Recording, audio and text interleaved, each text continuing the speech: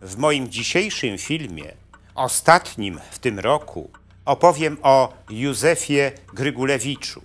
Był kolegą Edwarda Gierka, polskim komunistą, sowieckim nielegałem, uznanym ekspertem w handlu kawą, dyplomatą Kostaryki, a przedtem wielokrotnym mordercą. Jeszcze później był historykiem papiestwa i latynoamerykanistą. Wielokrotnie wpłynął na bieg historii, zabijając na zlecenie Stalina.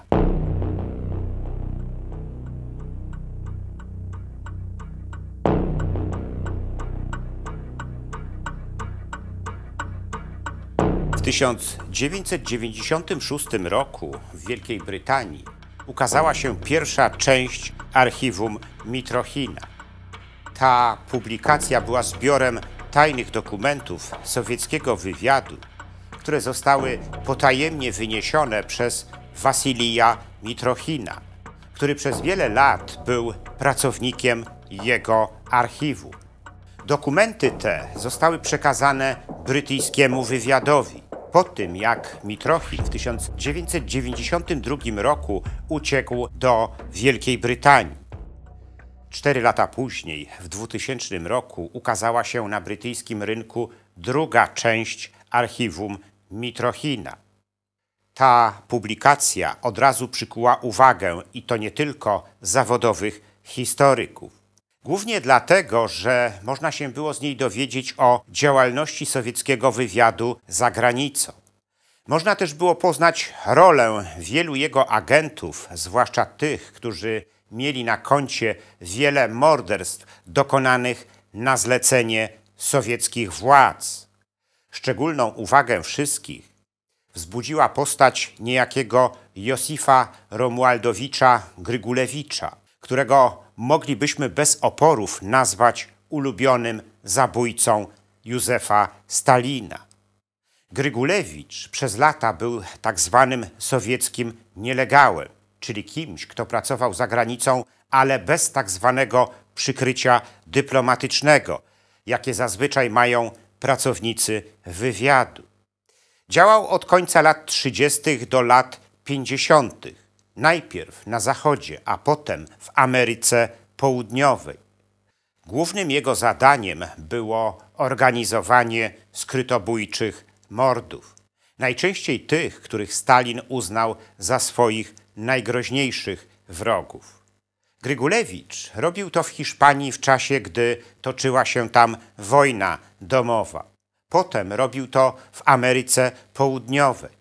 Między innymi odegrał ważną rolę w zorganizowaniu zabójstwa rywala Stalina, Lwa Trockiego, a także w próbie zamachu na dyktatora Jugosławii Josipa Broz Tito.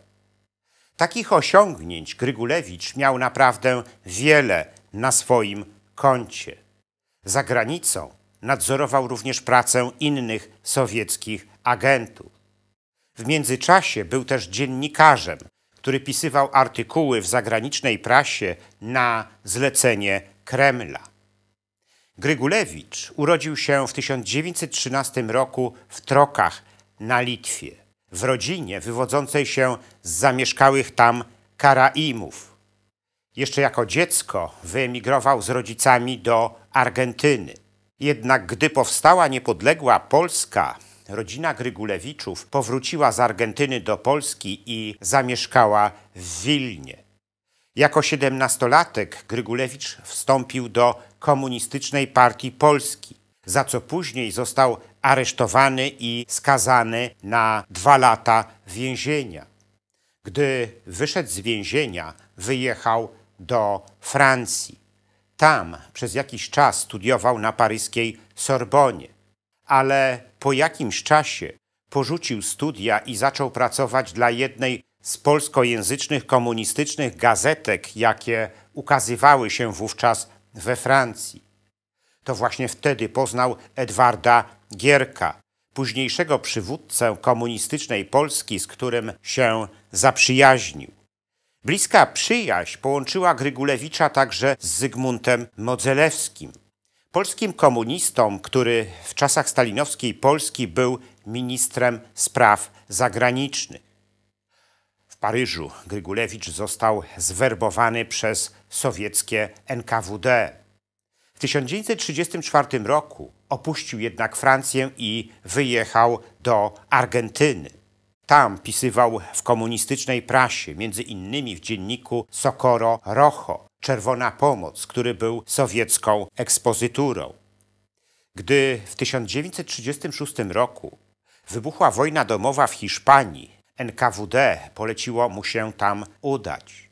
Gdy Grygulewicz przyjechał do ogarniętej wojną domową Hiszpanii, został zastępcą szefa sztabu dowódcy sił republikańskich generała Vicente Rojo Lucha na froncie madryckim.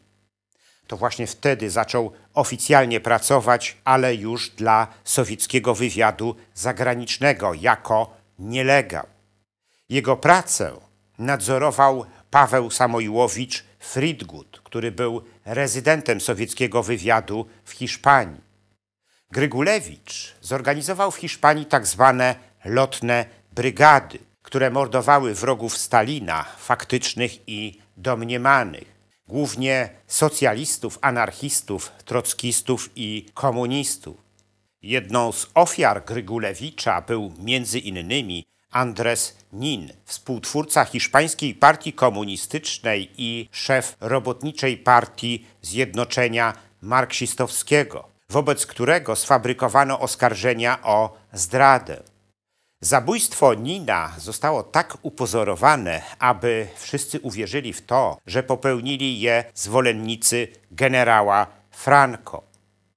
Lotne brygady Grygulewicza aresztowały i dokonały egzekucji wielu anarchistów w Barcelonie i wielu trockistów w Alcalá de Henares, niedaleko Madrytu. Na pewno wszystkie te zbrodnie lotnych brygad Grygulewicza osłabiły siły obozu republikańskiego. W 1938 roku Grygulewicz został wezwany do Moskwy. Tam zlecono mu zorganizowanie zabójstwa przebywającego w Meksyku Lwa Trockiego, uznanego przez Stalina za najgroźniejszego wroga. I w styczniu 1940 roku Grygulewicz udał się do Meksyku, przeprowadzając tam wraz z Włochem Vittorio Vidalim zamach na Trockiego. Tyle, że ten okazał się nieudany. Potem wysłano go ponownie do Argentyny, gdzie organizował antyniemiecki sabotaż i mordował wskazanych mu przez centralę ludzi. W szczytowym okresie pod kierunkiem Grygulewicza pracowało w Argentynie ponad 200 ludzi. Zresztą on sam nadzorował w Ameryce Południowej wielu ważnych sowieckich agentów. Jednym z nich był chilijski poeta Pablo Neruda, który w 1971 roku otrzymał Nagrodę Nobla w dziedzinie literatury. Gdy zakończyła się II wojna światowa, Grygulewicz opuścił Argentynę i wyjechał do Kostaryki. Tam założył firmę handlującą kawą i eksportującą ją do wielu krajów. Wszedł również w kręgi kostarykańskiej opozycji, zdobywając w niej spore wpływy i eliminując niewygodnych dla Sowietów działaczy. Gdy kostarykańska opozycja przejęła władzę w kraju, Grygulewicz został ambasadorem tego kraju w Meksyku, a potem ambasadorem Kostaryki w Watykanie. Tam nawiązał szerokie kontakty, zaprzyjaźniając się między innymi z bratankiem papieża Piusa XII, księciem Giulio Pacellim. Poznał również wielu włoskich polityków i nawiązał bliskie kontakty z dyplomatami Jugosławii. Z uwagi na te ostatnie, Stalin polecił mu zorganizowanie zabójstwa dyktatora Jugosławii Josipa Broz Tity, którego Grygulewicz zdążył nawet osobiście poznać.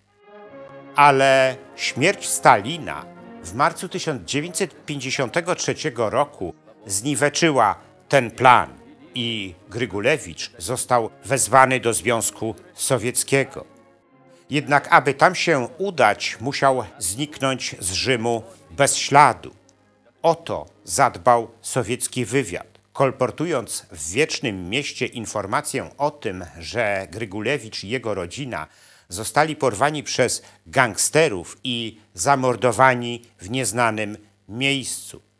Gdy pojawił się w Moskwie, dowiedział się, że jego kariera jako sowieckiego nielegała od najważniejszych zabójstw dobiegła końca. Został zwolniony z pracy w sowieckim wywiadzie. Dopiero po jakimś czasie zaczął nowy rozdział swojego życia. Zajął się wówczas tłumaczeniami na wiele języków, które doskonale znał. Sowiecki wywiad, działający już pod szyldem KGB, po wielu latach postanowił nagrodzić Grygulewicza za jego wcześniejsze dokonania. Otrzymał doktorat, tyle tylko, że nie musiał pisać pracy doktorskiej. W ten sposób Grygulewicz został naukowcem specjalizującym się w dwóch ważnych dla Związku Sowieckiego tematach: Ameryki Łacińskiej i Kościoła katolickiego. Napisał na te tematy prawie 60 książek, z których większość została opublikowana pod nazwiskiem Józef Ławrecki. Został również członkiem Akademii Nauk Związku Sowieckiego.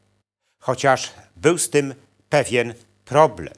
Jego koledzy z Akademii Nauk byli zdziwieni tym, że nie ma zbyt wiele informacji o Grygulewiczu, a on sam konsekwentnie unika fotografowania się.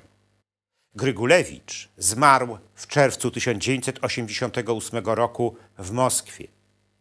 Dopiero po wielu latach, dzięki skromnemu archiwiście sowieckiego wywiadu Wasilijowi Mitrochinowi, który przez lata kopiował i wynosił z firmy najbardziej tajne dokumenty sowieckiego wywiadu, mogliśmy poznać Józefa Grygulewicza, polskiego komunistę i przyjaciela Edwarda Gierka, który był sowieckim nielegałem, uznanym ekspertem w handlu kawą, dyplomatą Kostaryki, historykiem papiestwa i latynoamerykanistą, a przedtem wielokrotnym mordercą zabijającym na zlecenie Stalina, który wielokrotnie wpłynął na bieg historii.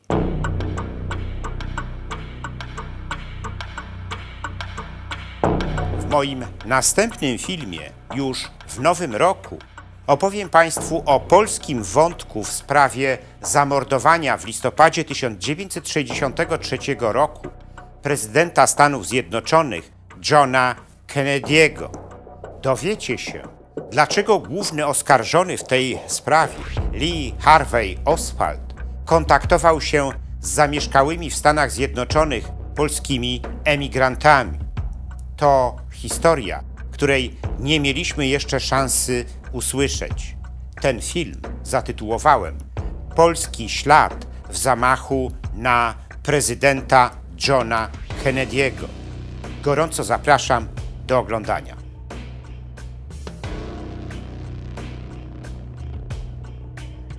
Partnerem kanału Zakazane Historie jest Ministerstwo Edukacji i Nauki, którego celem jest budowanie nowoczesnej szkoły, rozwijanie kompetencji przyszłości oraz zapewnienie wszystkim uczniom równego dostępu do edukacji wysokiej jakości, a także dbanie o innowacyjny rozwój polskiej nauki i jej aktywną współpracę z gospodarką. Dziękuję za liczne komentarze moich filmów i wpłaty. W sposób szczególny chciałbym podziękować srebrnym patronom, wśród których są pan Dariusz Kwoka, pan Grzegorz Łojko, pan Michał Rychwalski, Kongres Polonii Kanadyjskiej z okręgu Toronto oraz biosna.pl. Zachęcam wszystkich do dalszego wspierania mojego kanału. Wszelkie informacje na ten temat znajdziecie w opisie pod filmem.